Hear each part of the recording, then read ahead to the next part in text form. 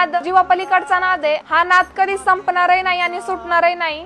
खरं तर बैलगाड्याचा नाद हा पिढ्यानपिढ्या चालत आलेला नाद आहे. मी लहानपणापासून आजोबांसोबत गोठ्यावरती जायचे. माझी बैलांसोबतची ओढ अजून वाढत गेली. मी शेतात जरी काम करत असले, कुठं जरी बाहेर फिरायला वगैरे गेले, तर माझ्या डोक्यात फक्त त्यांचेच विचार येत असतात. घाटात बाऱ्या वगैरे पुकारायला भीती वाटत होती. वडगाव मध्ये शिवनेर केसरी भरली होती, तेव्हा मला माझ्या भावांनी स्टेज तिथं उपलब्ध करून दिला. मी घाबरत बारी पुकारली. जास्त पब्लिक होतं आणि फायनलला मी बारी पुकारली. मी पुणे नगर जिल्ह्यातील टॉपच्या अनाउन्सर, त्यांनी पण मला चांगल्या प्रकारे सपोर्ट केला. तसंच सर्व बैलगाडा प्रेमींनी, मालकांनी, गाडा मालकांनी माझं कौतुक केलं. प्रत्येक घाटात जाऊन मला सवय झाली. त्यानंतरला मी आतापर्यंत जवळपास 5 ते 6 महिन्यात 15 ते 20 घाटात बाऱ्या पुकारलेल्या आहे. घरचे म्हणत होते, तू मुलगी आहे, तुझं या क्षेत्रात काय काम आहे? हा बैलगाड्याचा नाद तर हा मुलांना आहे, हा मुलींचा नाद नाहीये. थोडंफार बघितलं ठीक आहे, सारखं सारखं काय काम आहे? माझ्या आजोबांनी, दादांनी मला सपोर्ट केला. तर ते बोलले, आमची साथ आहे तुला, तू घाबरू नको, आम्ही तुझ्या सोबत आहे. माझं या क्षेत्रात आता नाव झालेलं आहे. मला घरचे आता सपोर्ट करतात आहे. महिलांनी या क्षेत्रामध्ये सहभागी व्हायला पाहिजे. लोकांचं बोलणं मनावरती नाही घ्यायला पाहिजे. लोकांचा बघण्याचा दृष्टिकोन वाईट आहे,